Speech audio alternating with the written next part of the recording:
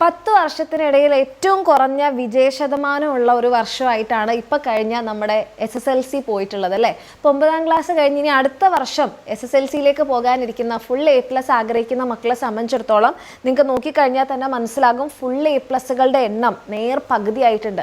കഴിഞ്ഞ വർഷം അതായത് 2024-2025 അധ്യയന വർഷത്തിൽ 61,449 കുട്ടികൾക്ക് ഫുൾ A+കൾ ഉണ്ടായിരുന്നെങ്കിൽ ഇപ്പോൾ കഴിഞ്ഞ 2025-26 അധ്യയന വർഷത്തിൽ അത് നേർ പകുതിയായിട്ടാണ് ഫുൾ A+കളുടെ എണ്ണം കുറഞ്ഞിട്ടുള്ളത് അല്ലേ. അപ്പം ഇതിന് പല കാരണങ്ങളുണ്ട് എന്ന് നോക്കിക്കഴിഞ്ഞാൽ ക്വസ്റ്റ്യൻ പേപ്പറിൻ്റെ പാറ്റേൺ മാറി, ടെക്സ്റ്റ് ബുക്ക് മാറി, വാല്യുവേഷൻ ഭയങ്കരമായിട്ടുള്ള ലിബറൽ ആയിരുന്നില്ല. ഇതിൻ്റെയൊക്കെ ഉദ്ദേശം നമ്മുടെ ഗവൺമെൻറ് തുടക്കത്തിൽ തന്നെ പറഞ്ഞിട്ടുണ്ടായിരുന്നു, കുട്ടികളുടെ പഠന നിലവാരം ഉയർത്താൻ വേണ്ടിയിട്ടുള്ളതാണ് എന്ന് പറഞ്ഞിട്ട്. അതായത് ഇപ്പോൾ നമ്മൾ +1 എത്തുമ്പോൾ നിങ്ങളിപ്പോൾ സ്റ്റേറ്റ് സിലബസ് ആണ് പഠിച്ചുകൊണ്ടിരിക്കുന്നതെങ്കിൽ നിങ്ങൾ +1 വരുമ്പം അവിടെ സ്റ്റേറ്റ് സിലബസ് വേറെ അല്ലെങ്കിൽ നാഷണൽ സിലബസ് വേറെ അങ്ങനൊരു സെപ്പറേഷൻ ഇല്ല. അവിടെ നിങ്ങൾ എല്ലാവരും പഠിക്കുന്നത് NCERTയുടെ സിലബസ് ആണ്, നാഷണൽ ലെവലിലുള്ള സിലബസ് ആണ്. CBSE കുട്ടികൾ ഫസ്റ്റ് മുതലേ പഠിക്കുന്നത് നാഷണൽ ലെവലിലുള്ള സിലബസ് ആണ്. അപ്പം നമ്മൾക്കാണ് അല്ലെങ്കിൽ സ്റ്റേറ്റ് സിലബസിൽ പഠിച്ച കേരള സിലബസിൽ പഠിച്ച മക്കൾക്കാണ് SSLC കഴിഞ്ഞ് +1 വരുന്ന സമയത്ത് ആ ഒരു അങ്ങോട്ടേക്ക് എത്താൻ ബുദ്ധിമുട്ട്. നല്ലപോലെ പഠിച്ചിരുന്ന മക്കൾക്ക് +1 എത്തുന്ന സമയത്ത് അവർക്ക് വിചാരിച്ച പോലെ സ്കോർ ചെയ്യാൻ പറ്റുന്നില്ല. അപ്പം ഇത് അനലൈസ് ചെയ്തപ്പോൾ മനസ്സിലായിട്ടുള്ളത് നമ്മളുടെ പഠന നിലവാരം കുറച്ചുകൂടി ഉയർത്തേണ്ടതുണ്ട് അല്ലേ. നമ്മൾ ഫുൾ A+കളുടെ എണ്ണമല്ല നോക്കേണ്ടത്, കുട്ടികളുടെ ക്വാളിറ്റിയാണ് നമ്മൾ കൂട്ടേണ്ടത് എന്നുള്ളതിൻ്റെ ഭാഗമായിട്ടാണ് ഇപ്പോൾ ക്വസ്റ്റ്യൻ പേപ്പറിൻ്റെ പാറ്റേൺ ഒക്കെ മാറിയത്. അപ്പോൾ നിങ്ങൾ ചോദിക്കുമ്പോൾ ഫുൾ A+കളുടെ എണ്ണം കുറയുന്നത് അത്ര നല്ല കാര്യമാണോ എന്ന് നിങ്ങൾ ചിന്തിക്കുന്നുണ്ടാവും. മക്കളെ, ഇപ്പോൾ നിങ്ങൾ ഏതൊരു കോമ്പറ്റേറ്റീവ് എക്സാം നോക്കിക്കഴിഞ്ഞാലും അവിടെ ഏറ്റവും കൂടുതൽ എക്സൽ ചെയ്യുന്നത് ഈ CBSE പഠിച്ചിട്ടുള്ള CBSE സിലബസ് പഠിച്ചിട്ടുള്ള മക്കളാണ്. എവിടേക്കും അധികം ദൂരം പോകണ്ട, നീറ്റ് എക്സാം എടുത്തു കഴിഞ്ഞാൽ തന്നെ ഏറ്റവും കൂടുതൽ റാങ്ക് ഹോൾഡേഴ്സ് വരുന്നത് CBSE അതുപോലെ സിലബസ് പഠിച്ച ആൾക്കാരാണ്.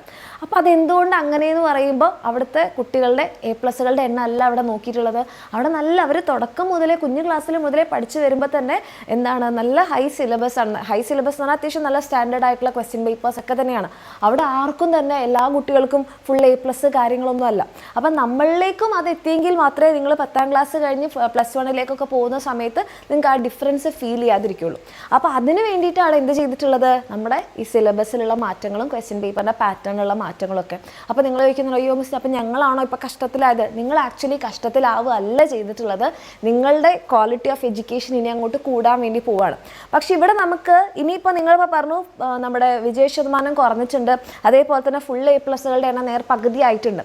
അപ്പോൾ ഈ ഫുൾ A+കളുടെ എണ്ണം പകുതി ആയാലും നിങ്ങൾക്ക് നേടാൻ പറ്റില്ല എന്ന് അതിനർത്ഥമില്ല. നിങ്ങൾക്ക് സ്റ്റിൽ അവിടെ ചാൻസ് ഉണ്ട്.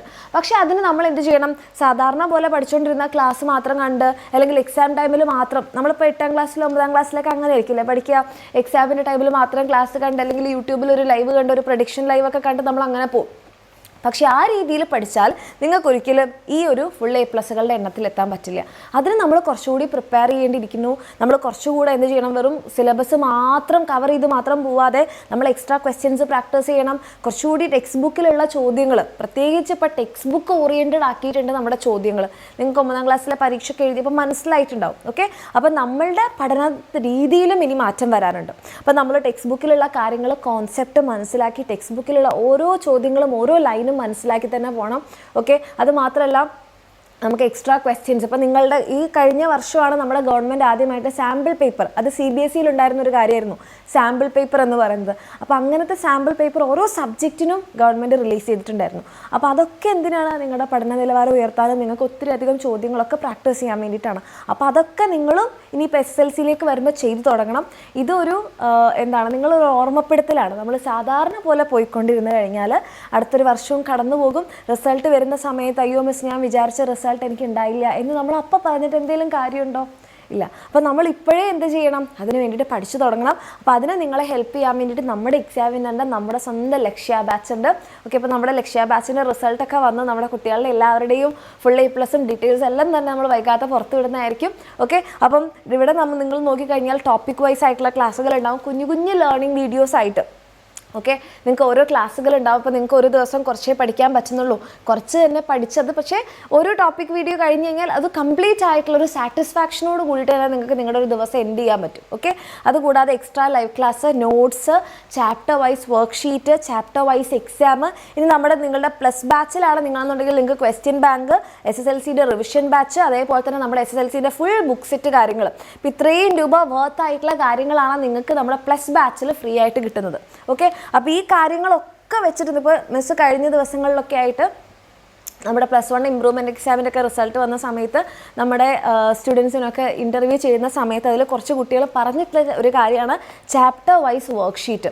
അതായത് ഒരു ചാപ്റ്റർ കഴിയുമ്പോൾ എക്സ്ട്രാ ക്വസ്റ്റ്യൻസ് പ്രാക്ടീസ് ചെയ്യാനുള്ള ഒരു ഓപ്ഷനാണ് ഈ വർക്ക്ഷീറ്റ് എന്ന് പറയുന്നത്.